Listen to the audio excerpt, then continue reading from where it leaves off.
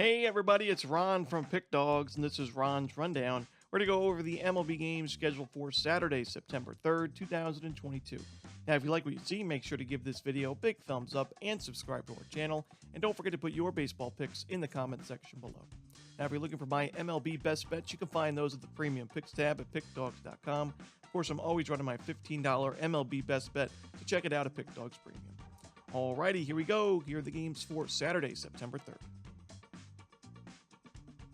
First up, we see the Philadelphia Phillies taking on the San Francisco Giants. We're going to see Noah Syndergaard and Jacob Junis on the mound for this one. Now, Jacob Junis is struggling a little bit on the mound in his last few outings. He's given up at least one home run in each of his last 3 starts. He's also giving up 9 earned runs in his last 11 innings against the Rockies and Twins.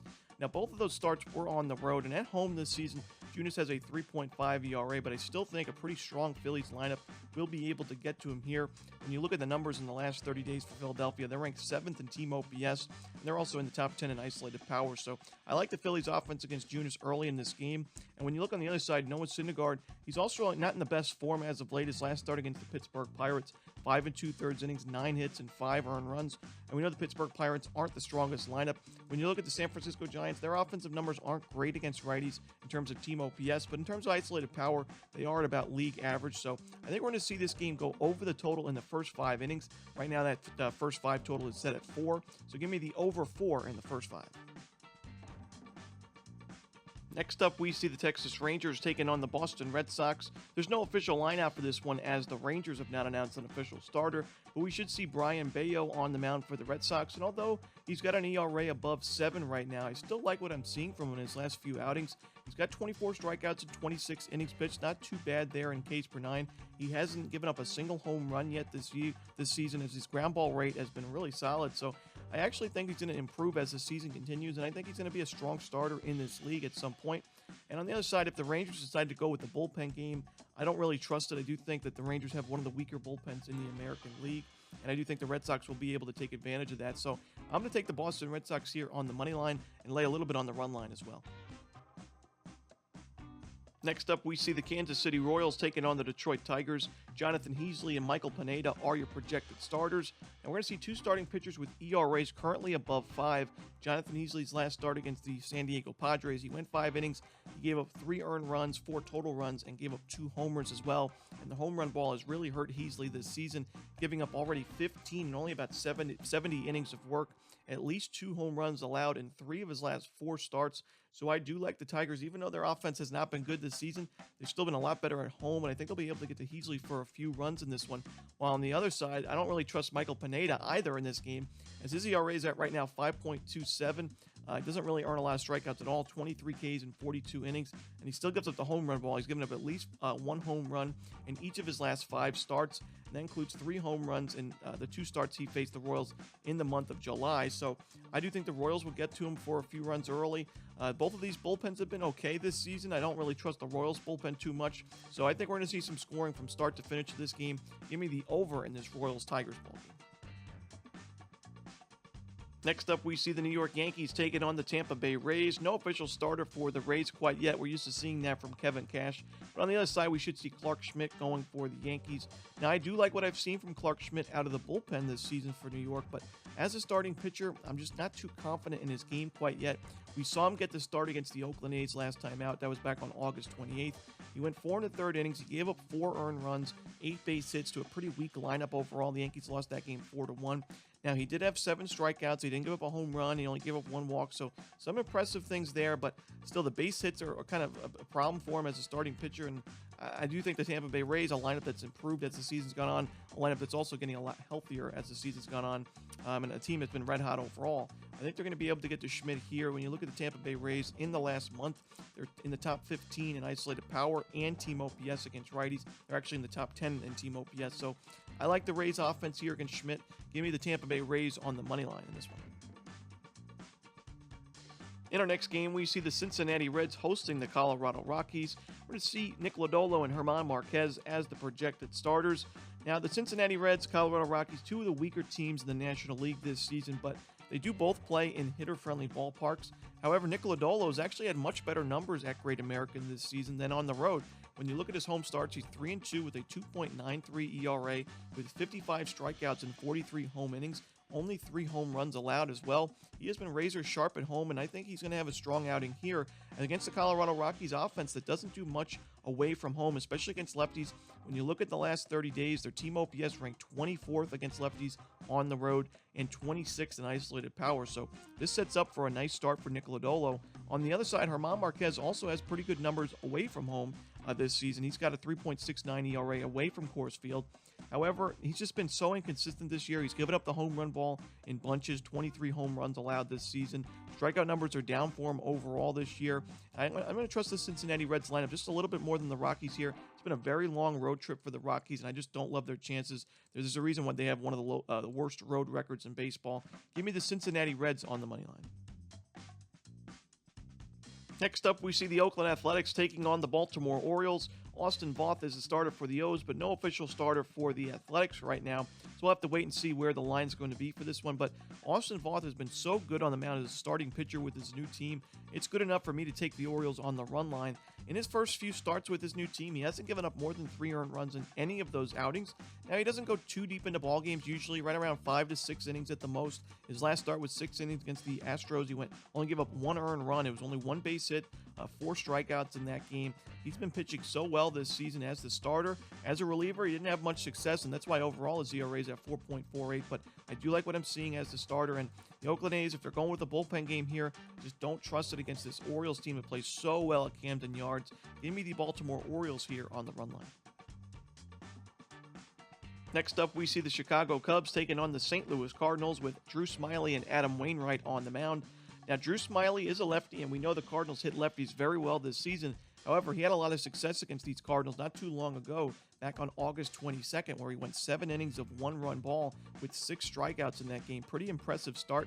Now, the Cubs did lose that game 1-0 in the end as the offense just wasn't there at all. But against Adam Wainwright, a pitcher they've seen quite a few times this year. Now, 20 innings pitched for Wainwright against the Cubbies. He has got a 1.8 ERA versus Chicago this season. However, only 7 strikeouts in those 20 innings of work, so he's not really missing any bats at all. The opponent's batting average is at 260, which is a little high for Wainwright compared to some of his other teams that he's faced. He's given up 20 base hits and 6 walks in those 20 innings, so over a base runner per inning. And I do think the Cubs' offense has shown in the last 30 days that their offense can hit right into pitching. And you look in the last 30 days, the team OPS-wise and isolated power-wise, they're both inside the top 15. The isolated power inside the top 10 right now. So I think Chicago competes in this game. I think they get another good start from Drew Smyly here on the road. I think it's going to be a lower scoring game, and I'm going to take the Chicago Cubs plus the 1.5 runs on the run line. Next up, we see the Minnesota Twins taking on the Chicago White Sox. We're going to see Tyler Mahle and Dylan Cease on the mound. Tyler Mahle returning from the IL. He was placed on the 15-day IL after his start against the Kansas City Royals. He was pitching well with his new team. His first start against the Blue Jays, he did give up 4 earned runs, but a nice bounce-back outing against the Angels where he didn't give up a single earned run in 6 innings of work. Then he had 2 1/3 innings of shutout ball against the Royals before being injured. But I think he pitches well here against the White Sox lineup that just continues to struggle with runners in scoring position. That's been a real big Achilles heel for this team all season long. Their OPS numbers aren't too shabby. They get on base quite a bit. They don't have the most powerful lineup in general, but they just struggled so much with runners on base, and I think Tyler Mahle has a good start here. I think on the other side, Dylan Cease has had success against this Twins lineup. He only faced them one time this year, but had 8 strikeouts in 7 innings of work. 7 innings of work, no earned runs, only 1 base hit allowed. So I think this is going to be a lower scoring game. I can't really pick a side in this one. I think it's a coin flip kind of game. So I guess I would lean towards the Twins getting plus money because the value's there, but I'm just going to take the under in this Twins-White Sox ball game. Next up, we see the Seattle Mariners taking on the Cleveland Guardians. Robbie Ray and Aaron Savale are your projected starters. Now, Robbie Ray has struggled away from home this season, but the Cleveland Guardians are also struggling against lefties overall in 2022. When you look at their isolated power numbers just in the last month, they're ranked 27th in the league. Their strikeout rate, and this is a team that doesn't really strike out much, it's a little high for against lefties. 21% is not what we're used to seeing from Cleveland. And we're also outside the top 15 here in Cleveland in team OPS against lefties. So they haven't been doing much against lefties in the team OPS department, and really against righties, the numbers haven't been great either. The Guardians have been relying on their pitching staff. They're very, very good bullpen, but Aaron Savale here, I don't know if I can trust him. We saw him in his last start against the Seattle Mariners give up 2 home runs, and that concerns me quite a bit, as Aaron Savale at the beginning of the year was giving up a ton of home runs. He was really struggling. His ERA was above 8 at one point, and now his last start against these Mariners, 4 earned and 2 homers and only 6 innings of work. I can't get there with Savale at home, even though the Guardians have been so good at Progressive Field. The Mariners are just hitting the ball very well against right-handed pitching, and that's definitely the case in isolated power, as they're in the top 5 right now in the last month. Give me the Seattle Mariners with Ray on the mound on the money line. Next up, we see the Toronto Blue Jays taking on the Pittsburgh Pirates. No official lineup for this one, as the Blue Jays have not announced a starter, but it looks like Tyler Beede will be the option for Pittsburgh, and I do think the Blue Jays will be able to get to him. This is not my favorite game on the board, as when this line does come out, we can expect to see the Blue Jays right around minus 200, maybe even more at minus 250, and I don't think there's a ton of value in this game. You're going to be laying quite a bit of negative odds, even with the run line. But Beede in the month of August has got a 9.6 ERA. He's given up 3 home runs, 10 walks, only 13 strikeouts, and 15 innings of work. 17 total runs, 16 of those earned. I can't trust him in this game against a solid Blue Jays lineup. So give me the Blue Jays on the run line, laying the 1.5 runs. Next up, we see the Washington Nationals taking on the New York Mets. We're going to see Patrick Corbin and Max Scherzer on the mound for this game. And I know on the surface this could look like the most mismatch of a pitching matchup we've seen all season, with Patrick Corbin, who's notoriously struggled in 2022, an ERA above 6.5, and Max Scherzer, who's been one of the stronger starters in the National League, 9-4 with a 2.27 ERA. However, instead of taking the New York Mets at minus 400 or laying a run line or 2.5 runs, I'm just going to take the under in this one. The New York Mets offense not as strong against lefties as they are against righties, and Patrick Corbin is coming off 2 decent starts. His last start against against the Cincinnati Reds, you got to give it to him. 6 innings, 5 strikeouts, and only 1 earned run. Pretty impressive stuff there from Corbin. I don't think he's going to have a gem in this game. I still think he'll give up 2 to 3, maybe 4 runs at the most, but I still think that gets us under this total, because I don't think the Nationals are going to score much in this game, even if they do get on the board against Max Scherzer and this very strong Met bullpen. Scherzer coming off a 7-inning, 1-run performance with 11 strikeouts against the Colorado Rockies. Wouldn't surprise me to see a similar outing in this one. Give me the under in this New York Mets-Washington Nationals game. Next up, we see the Miami Marlins taking on the Atlanta Braves. Edward Cabrera and Jake Odorizzi are the starters. Now, Edward Cabrera did have his first rough start at the major league level this season against the Los Angeles Dodgers last time out. He went 5 2/3 innings, giving up 6 earned runs, 2 homers, 3 walks. He did have 5 strikeouts, and we've seen all year he's been able to strike out guys 48 Ks in 44 innings. However, the control issues are still there. He's given up about a walk every other inning, which you don't want to see that. The home run ball also being there in this last start. So against this very, very tough Atlanta Braves offense, which is number 3 in isolated power against righties and number 4 in team OPS against righties in the last month, I just can't get there with Cabrera, considering his offense really isn't going to do him too much in this game against Jake Odorizzi, who, has had his ups and downs this year, but his last couple starts have been solid. Against the Cardinals, he had a no-hitter through, I think, 4 or 5 innings in that game. Struggled towards the end of that outing, but in his last 2 starts, 11 2/3 innings, 3 earned runs, and 11 strikeouts. It's pretty solid numbers there from Odorizzi. Give me the Atlanta Braves here on the run line. Next up, we see the Milwaukee Brewers taking on the Arizona Diamondbacks. We're going to see Corbin Burnes and Madison Bumgarner on the mound. And Corbin Burnes is a 4.81 ERA in the month of August. And that includes 2 starts against the Pittsburgh Pirates, where he struggled in both outings. He's been giving up a lot of home runs and a lot of walks. The strikeout numbers aren't really the best either. And against this Diamondbacks lineup that's top 10 in both team OPS, they're top 15 in isolated power, they're number 1 lowest strikeout rate in the league in the last month against righties, top 10 walk percentage as well. I don't think this is going to be a great spot for Burnes overall, especially if he needs a bounce back. And Madison Bumgarner, he's not a starter I like to back very often, but he does have better numbers at home, and he also is facing a Brewers lineup that's 23rd in the league in team OPS against lefties in the last month. They have the second highest strikeout rate, 29.6%. And I do think he'll have a decent outing here, and I think the Diamondbacks compete in this game, maybe even have a chance to win it outright, and we're getting a great price with the home team. Give me the Arizona Diamondbacks here, plus the 1.5 runs. Next up, we see the Houston Astros taking on the Los Angeles Angels with Shohei Ohtani and Luis Garcia on the mound.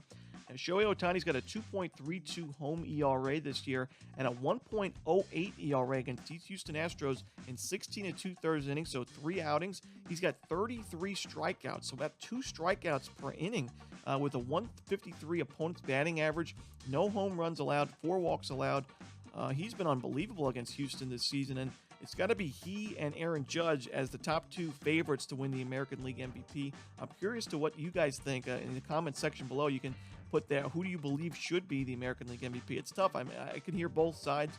Aaron Judge has definitely had the better numbers offensively. He's having a historic year for the Yankees, but Shohei Ohtani's been great at the plate, and he's been one of the best pitchers in the American League, so it's tough not to give him the MVP. But let me know what you guys think. In this game, we're getting plus money with Ohtani on the mound. He's pitching so well against Houston, and Luis Garcia hasn't really been my favorite pitcher to back lately, giving up a good amount of home runs and walks as well. The strikeout numbers aren't even the highest for him, which is concerning also.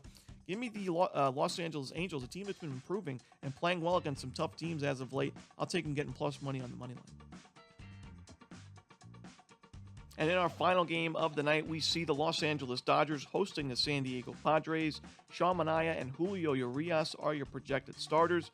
The Dodgers are in the top 15 in both team OPS and isolated power against lefties in the last 30 days, while the Padres rank 28th in isolated power against lefties.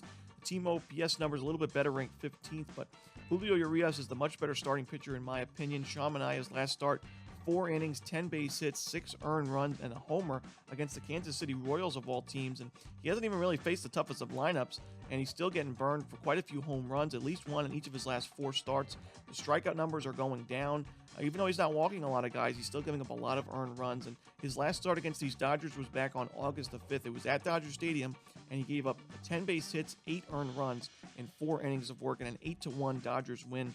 Give me the Los Angeles Dodgers on the run line to end the night. And that's it. Those are the games for Saturday, September 3rd. Hope you enjoyed this video. If you did, don't forget to hit that like button and subscribe. And don't forget to put your baseball picks in the comment section below. Again, if you're looking for my best bets, you can find those at Pick Dawgz Premium. As always, this is Ron Romanelli. Good luck.